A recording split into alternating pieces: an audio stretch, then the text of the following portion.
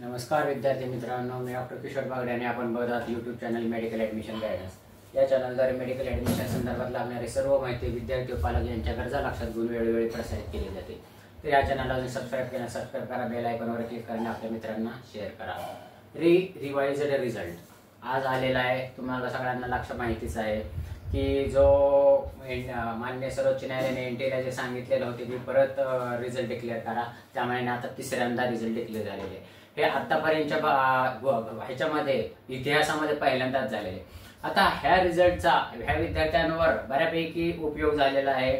महत्त्वाचं म्हणजे qualifying criteria जो एक ओपन साठी जो 194 होता तो 162 केलेला आहे, म्हणजे 2 मार्कांनी कमी केलेला आहे। आणि कॅटेगरीसाठी म्हणजे OBC, VJ, NT1, NT2, NT3, SC, ST यांच्यासाठी जो 129 होता तो 127 केलेला आहे, म्हणजे 2 मार्कांनी कमी केलेला आहे। ह्याचा परिणाम उपयोग झालेला आहे, पण खूप काही उपयोग झालेला असं काही वाटत नाही, कारण 2 मार्कामध्ये साधारणपणे नाही म्हटलं तरी 10,000 विद्यार्थी बसू शकतात। आणि ह्याचा उपयोग कोणाला होणार आहे? जे मॅनेजमेंट मध्ये जातात, इन्स्टिट्यूशनल कोट्यामध्ये जे मुलांना ऍडमिशन घ्यायचे किंवा डीम्ड मेडिकल कॉलेजला ज्यांना ऍडमिशन घ्यायचे त्यांना ह्याचा उपयोग होऊ शकतो। तर साधारणपणे 10 ते 20,000 विद्यार्थ्यांना ह्याचा उपयोग झालेला आहे। दुसरी महत्त्वाची गोष्ट म्हणजे खूप मोठा परिणाम झालेला आहे ते ऑल इंडिया रँकवर। जे काही आम्हाला इनपुट आलेलं आहे रिझल्ट नवीन लागल्यानंतर की पहिला ऑल इंडिया रँक आणि आताच्या ऑल इंडिया रँक साधारणपणे 2000 ते 4000च्या दरम्यान ऑल इंडिया रँक अपडाऊन झालेले आहे। ज्यांनी 2 हा ऑप्शन चूज केला होता त्यांचा ऑल इंडिया रँक 2 ते 4000 वाढलेला आहे, अलग लक्षात। त्याच्यामुळे ऑटोमॅटिकच ज्यांनी 4 हा ऑप्शन लिहिलेला होता डिस्प्युटेड क्वेश्चनचा किंवा तो क्वेश्चनच स्किप केलेला होता त्यांचा खूप फायदा झालेला आहे। ते ऑटोमॅटिक वरती गेलेले।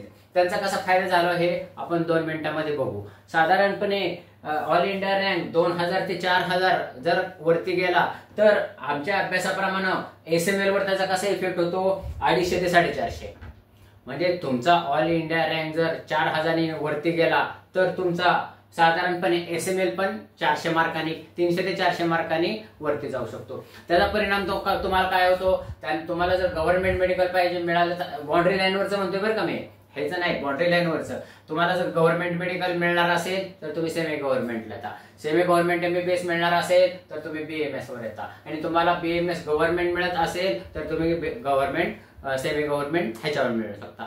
असा हा परिणाम झालेला आहे। तर ह्या एका प्रश्नाचा इफेक्ट खूप मुलांवर झालेला आहे। आमच्या अंदाजाने नाही म्हटलं तरी साधारणपणे 4 ते 5 लाख मुलांवर ऑल ओव्हर इंडिया झालेला आहे। आणि महाराष्ट्रातला जर विचार केला तर साधारणपणे नाही म्हटलं तर 1 लाख विद्यार्थ्यांवर ह्याचा परिणाम झालेला आहे। आणि 1 लाख विद्यार्थ्यांमधले साधारण 1 लाख विद्यार्थी धरून चालू की 60 ते 70,000, त्यातले बाउंड्री लाईनवरचे जरी 10,000 विद्यार्थी धरले तरी 10,000 विद्यार्थ्यांवर हा परिणाम झालेला आहे की ज्यांना गव्हर्नमेंट MBBS मिळत होतं ते त्यांना आता सेमी गव्हर्नमेंट कडे वळावं लागलं, किंवा सेमी गव्हर्नमेंट MBBS मिळत होतं त्यांना BMS कडे वळावं लागलं किंवा रिपीट करावं लागलं।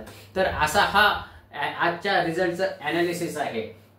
तर एक साधारणपणे परत एकदा बघू, एक ओपन 164 ते 162 झाले, कॅटेगरी 129 ते 127 झाले, आणि ऑल इंडिया रँक 2000 ते 4000 झालेले। हे मला वाटतं की ही माहिती तुम्हाला माहितीच होती, पण ती रिवाइज केलेली आहे। आवडली असेल तर तुमच्या मित्रांना शेअर करा, हा चॅनल सबस्क्राईब करा आणि आपल्या मित्रांना शेअर करा आणि बेल आयकॉनवर क्लिक करा।